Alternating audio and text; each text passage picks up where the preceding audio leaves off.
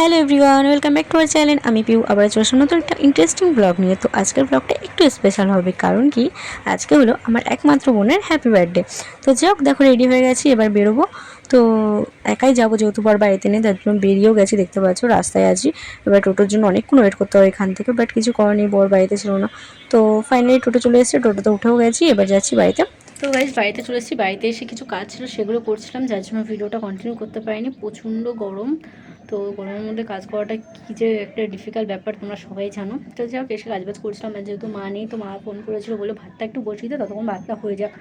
তো যাই হোক, চলো একটু রেস্ট নিয়ে নিই, দেন রেডি হয়ে আবার দেখো দেখো রেডি হয়ে গেছি। আর এই ব্ল্যাক শাড়িটাই পরলাম, কারণ এই শাড়িটা আমার অনেক পছন্দের একটা শাড়ি। তো যাই হোক, তো চলো তোমাদেরকে বার্থডে গার্লকে দেখ। তোমরা কি দেখতে চাও কেউ বার্থডে গার্লের মুখটা? দেখাবো না দেখাবো না? এটা হচ্ছে আমাদের আজকের বার্থডে গার্ল। তো যাই হোক, বার্থডে গার্ল পুজো দিতে যাওয়ার জন্য এই লুকটা হয়েছে। তো যাই হোক, যখন আবার কেক কাটিং হবে তখন দেখাবো। তো ফাইনালি বাড়ি থেকে দেখতে পাচ্ছ বেরিয়ে গেছি, বেরিয়ে এবার টোটোতে উঠে গেছি। যাই হোক, এখানে গিয়ে একটা জিনিস মিস্টেক হয়ে গেছিলো, গিয়ে মন্দিরের সামনে ফুল উঠে গেছিলো, তো তারপরে আমাকে আবার টোটো করে গিয়ে ফুল আনতে হয়েছে। তো যাই হোক, এই যে মন্দিরে ঢুকেও গেছি, এবার কাকিকে একটু করেছিলাম, যাই হোক ঠাকুরটাকে দর্শন করলাম, তোমাদেরকেও দর্শন করলাম। যাই হোক, মায়ের মুখটা দেখলে একটা অন্যরকম শান্তি হয়।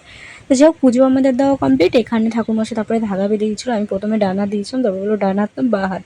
তো যাই হোক, এখানে আবার বাঁ হাত দিলাম, তারপরে ঠাকুরমশাই ধাগাটা বেঁধে দিল। আমি আমার বরের জন্য একটা নিয়েছিলাম, কারণ আমি যেখানে যে বরের নামও পুজো দিই। যাই হোক, তো গাইস পুজো দেওয়া কমপ্লিট, এখন যাচ্ছি বাড়ির উদ্দেশ্যে। তো দেখো বাড়িতে চলে এসেছি, বাড়িতে এসে বোনকে খেতে দিয়ে দিয়েছি। যাই হোক, এটা একটু সাধারণ মতোই করেছি, করার চেষ্টা করেছি। এটা হচ্ছে বার্থডে গার্ল, এটা হচ্ছে আমার আরেকটা বুনু। তো গাইস খেয়ে দিয়ে এখন একটু রেস্ট নিচ্ছি। তো খাওয়া দাওয়া হয়ে গেছে, দুপুরে লাঞ্চটা কমপ্লিট করে এলাম। আর এই যে আমার ব্রাদারের সাথে এখন বসে বসে খেলা করছি। আর ওই যে ওরা দুজন খাচ্ছে, এখন ওদের খাওয়া শেষ হয়নি, আমার খাওয়া হয়ে গেছে গাইস। আর এই যে আমার ভাই, ও আবার কথা বলছে ওদের সাথে। খাওয়া হয়ে গেছে, ভাই হাই করো। ঠিক আছে গাইস, একটু রেস্ট নিয়ে নিই, আবার কেক কাটিং এর সময় দেখা হবে। যাই হোক, খাওয়া দাওয়া করে এসেই ছাদে এসে বসলাম, ছাদে বলতে উপরের ঘরে এসে বসেছি। তো প্রচণ্ড গরম, যাই হোক এত গরমে আর ভালো লাগছে না, তাই আমি একটু উপরে গিয়ে বসি। তো উপরে ঘরে এসে জানলার কাছে বসে আছি। আর একটু পরে কেকটা কাটিং করবো, যেহেতু আমি বিকালে চলে যাবো, তো সেই কারণে মা উপরে বসেছিলাম, মা ডাকলো, বললো জুতোটা চেঞ্জ করতে। আমি মায়ের জুতো পরেছি, তাই মা বললো তোর জুতোটা পরে যা, আমার জুতোটা আমাকে দিয়ে যা।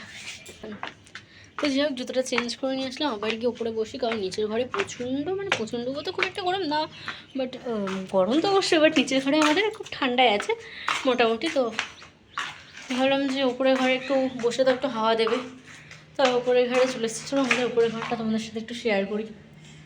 যাই হোক, এটা হচ্ছে উপরের ঘর, নিচে মার্বেল বসানো, এখনও রং করা হয়নি, কিছুই হয়নি, শুধু লাইটগুলো লাগিয়েছে আর জানলায় গ্রিল লাগিয়েছে, এখনও কাজ লাগানো বাকি।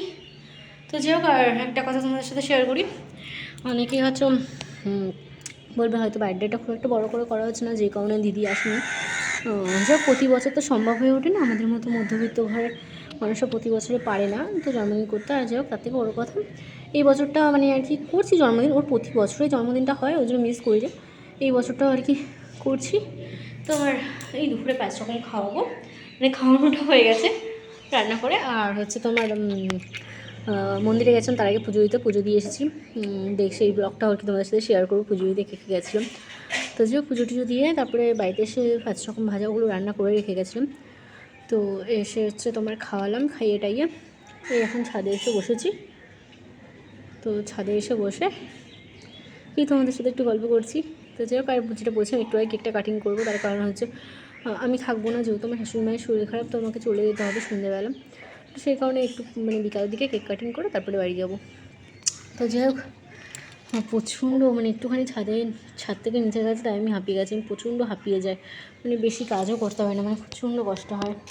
আর হ্যাঁ, তোমাদের সাথে নতুন ব্লগ অবশ্যই শেয়ার করবো, সেটা কদিন পরে, কেন কি তোমার হচ্ছে আমার শাশুড়ি মা হচ্ছে বাড়ি থাকবেন না, তো তখন একা হাতে সবটা করাটা সম্ভব না, বাট তবুও চেষ্টা করবো যেটুকু পারবো তোমার সাথে শেয়ার করা। ব্লগ আমি কন্টিনিউ দিতে চাই, বাট দিতে পারি না, কিছু কারণে মানে হয়ে ওঠে না আর কি। আর আগের মতো সেরকম বেরোয় না, কারণ বর এখন কাজে ব্যস্ত হয়ে গেছে, বেরোনো হয় না সেরকম একটা, কারণ সন্ধ্যা এখন তো মানে ডেতে কাজ করে, তো সেই কারণে বিকাল হয়ে যায় আসতে, আর সন্ধ্যা হয়ে গেলে আর যাই না কোথাও। তো যেদিন যাই সেদিন আর কি ব্লগ করা হয়ে ওঠে না, হুট করে চলে যায়, হুট করে প্ল্যান হয় আমাদের, এটাই হয়ে আসে। তো যাই হোক, এবার এখন একটু বেলুনগুলো ফুলিয়ে নেবো, কারণ একটু ডেকোরেশন সেরকম করছি না, বাট একটু মোটামুটি সাজাবো। তো এখানে দেখো ভাইয়ের সাথে ছাদ থেকে নিচে যে ভাইয়ের সাথে একটু আড্ডা মারছিলাম, ভাইকে একটু রাগাচ্ছিলাম। যাই হোক, তো এখানে বোনের সাথে একটু প্ল্যান করছিলাম। দেখো বোন বুঝে এটা তুই খা। তো এই যে আমাদের বার্থডে গার্ল রেডি, আর বার্থডে গার্লের দিদিও রেডি। এটা বার্থডে গার্লের দিদি হয় আর আমার বোন হয়। তো যাই হোক, এখানে কেক কাটিং পর্ব চলছে। দিনটা খুব এনজয় করেছি। বাট বোনের জন্মদিন আরেকটা কথা হয়, বোনের জন্মদিনটা আমরা ছোট্ট থেকে ওই 1 বছর বয়স থেকে প্রতি বছরে কিছু করি রান্না করে কেক কাটিংটা করি। এটা আমাদের ইচ্ছা বলতে পারবো, ওকে নিয়ে অনেক স্বপ্ন, আর সব থেকে বলতে ওকে আমরা চাই সবসময় খুশিতে রাখতে। তো সেই কারণে বোনের বার্থডেটা আমরা সেলিব্রেশন প্রতি বছর করি। যাই হোক, এখানে কেক কাটিং হয়ে গেছে। দেন লাস্টে বোন বলছে চল একটু, এটা হচ্ছে কেক কাটিংয়ের আগে, এটা লাস্টে দেওয়া হয়ে গেলো। যাই হোক, তো বোনরা বলছে চলো না দিদি একটু কানামাছি ভোগও খেলি, ওরা বোর হচ্ছিল, ঠিক আছে চলো। তো যাই হোক, অনেক বছর পরে ছোটোবেলাটা আবার ফিরে পেলাম ওদের জন্য, খুব ভালো লাগছিলো, মজা পাচ্ছিলাম। তো যাই হোক, ভিডিওটা এখানে শেষ করছি, দেখা হবে নেক্সট কোনো ভিডিওর সাথে। আর ভিডিওটা ভালো হলে লাইক কমেন্ট শেয়ার করতে